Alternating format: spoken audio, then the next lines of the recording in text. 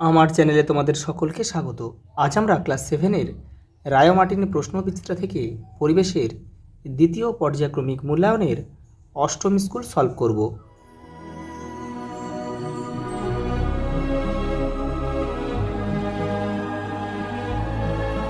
প্রথম প্রশ্ন, একটি ঈষৎ স্বচ্ছ মাধ্যম হলো ট্রেসিং পেপার।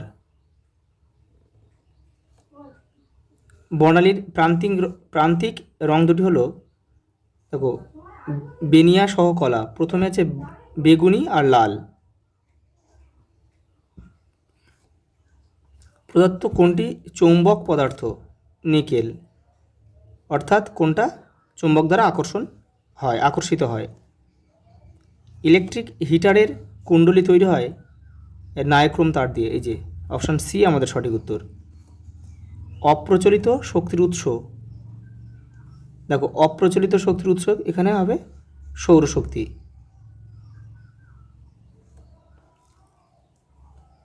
আকাশে রংধনু আসলে সূর্যের সাদা আলোর বিচ্ছুরণ। চৌম্বক দৈর্ঘ্য তার জ্যামিতিক দৈর্ঘ্যের, এটা হবে 0.86 গুণ। বায়োগ্যাসের মূল উপাদান মিথেন, CH4।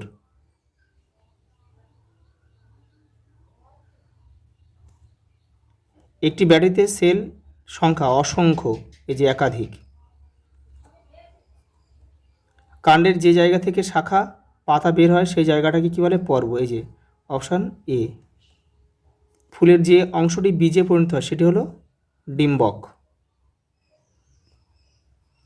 মূলের ডগায় টুপির মতো অংশকে বলে মূলত্র অঞ্চল।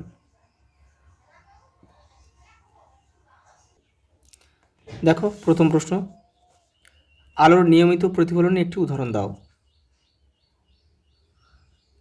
সমতল দর্পণে আলোর প্রতিফলন।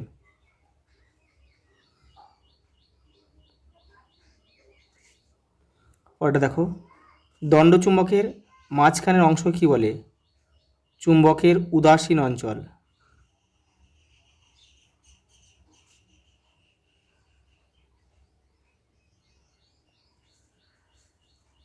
কোন জীবাশ্ম জ্বালানি ব্যবহার করে তাপবিদ্যুৎ তৈরি করা শুরু হয়? কয়লা।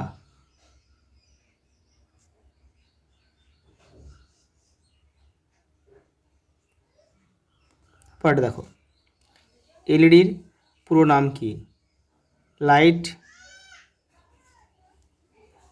Emitting diode.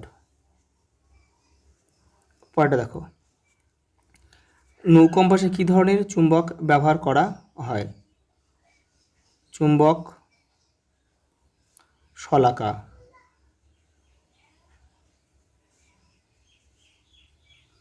সৌরকোষের দুটি ব্যবহার। ক্যালকুলেটরে, কৃত্রিম উপগ্রহে,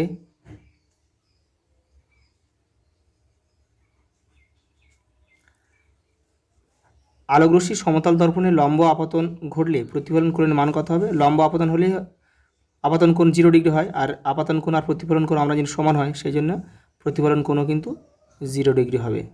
পরেরটা দেখো, অভিস্রবণ চাপ কাকে বলে? দেখে নাও। পরেরটা দেখো, আইসোটনিক দ্রবণ কাকে বলে? দেখে নাও। স্বপরাগযোগ কাকে বলে? তোমাদের বইয়ে 210 নম্বর পেজে রয়েছে, দেখে নাও। এই দেখো স্বপরাগযোগ। পরের প্রশ্ন দেখো, অ্যাম্বুলেন্স কথাটি অ্যাম্বুলেন্স গাড়িতে উল্টো করে লেখা থাকে কেন? দেখে নাও। আলোর প্রতিসরণ বলতে কী বোঝে? তোমাদের বইয়ের দেখো 31 নম্বর পেজে রয়েছে আলোর প্রতিসরণ। এই দেখো, এই ঘটনাকে বলে আলোর প্রতিসরণ, এটা লিখবে। আর এই ছবিটা দিলে খুব ভালো হবে। পরের প্রশ্ন দেখো, কাণ্ডের দুটি কাজ উল্লেখ করো। দেখে নাও। পরের প্রশ্ন দেখো, ফিউজ তার কি, এর বৈশিষ্ট্য কি, ফিউজ তার কেন ব্যবহার করা হয়, তোমাদের বইয়ের 61 নম্বর পেজে রয়েছে উত্তরটা। দেখো দেখো ফিউজ তার কি, এটা লিখবে তোমরা, টিন ও সীসা মিশ্রিত এক ধরনের সংকর ধাতুর মিশ্রণ হচ্ছে তোমার ফিউজ তার। এবার দেখো বৈশিষ্ট্য কি, উচ্চ রোধ আর নিম্ন গলনাঙ্ক হচ্ছে এর প্রধান বৈশিষ্ট্য। আর কী জন্য ব্যবহার করা হয়, দেখো যে কোনো বৈদ্যুতিক সার্কিটের নিরাপত্তার জন্য ফিউজ তার ব্যবহার করা হয়। পরেরটা দেখো,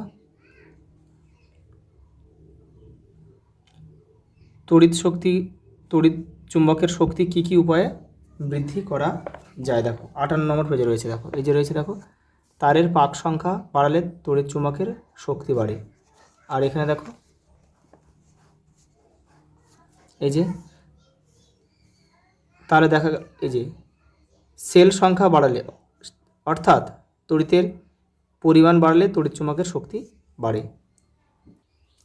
পরেরটা দেখো, পরিবেশ বান্ধব শক্তি বলতে কী বোঝো, তোমরা লিখবে যে শক্তি ব্যবহারে কোনো দূষণ ছড়ায় না তাকে পরিবেশ বান্ধব শক্তি বলে। দেখো দুটি পরিবেশ বান্ধব শক্তির উদাহরণ দাও, সৌরশক্তি,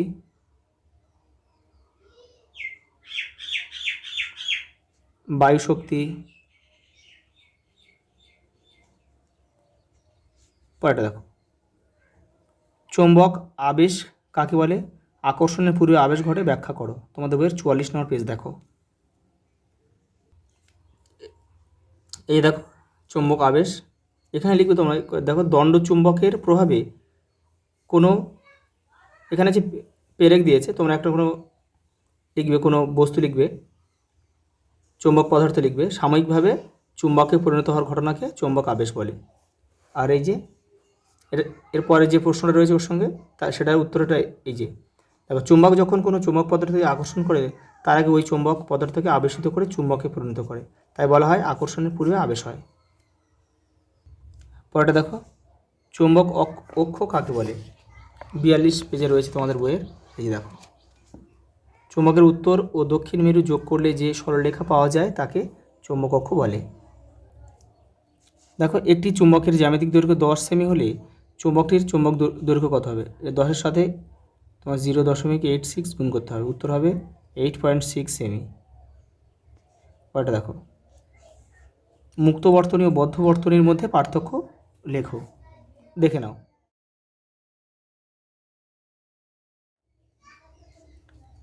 ব্যাটারি, সুইচ, বাল্বের প্রতীক সহ যে কোনো একটি বদ্ধ বর্তনীর চিত্র অঙ্কন করো, এটা তোমরা নিজেরা করবে। পরেরটা দেখো, মেরুজ্যোতি ও অরোরা কি, তোমাদের বইয়ে 48 নম্বর পেজে রয়েছে, এই দেখো মেরুজ্যোতি বা অরোরা, এটা তোমরা এখান থেকে এটা লিখবে। পরেরটা দেখো, এমন দুটি প্রাণীর নাম লেখো যাদের দেহে চৌম্বক ধর্মের অস্তিত্ব লক্ষ্য করা যায়। শামুক, মৌমাছি।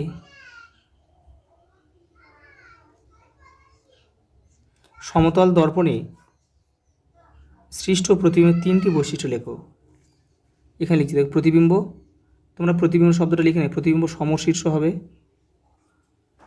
সমশীর্ষ, প্রতিবিম্ব অসৎ হবে,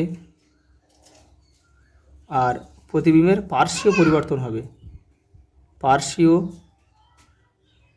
পরিবর্তন হবে।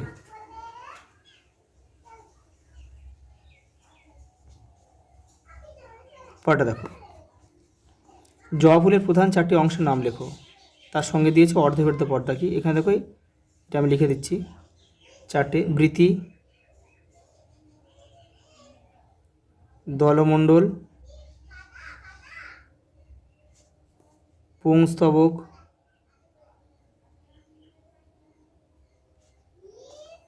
স্ত্রী স্তবক। আর দেখো অর্ধভেদ্য পর্দা কি, দেখে নাও।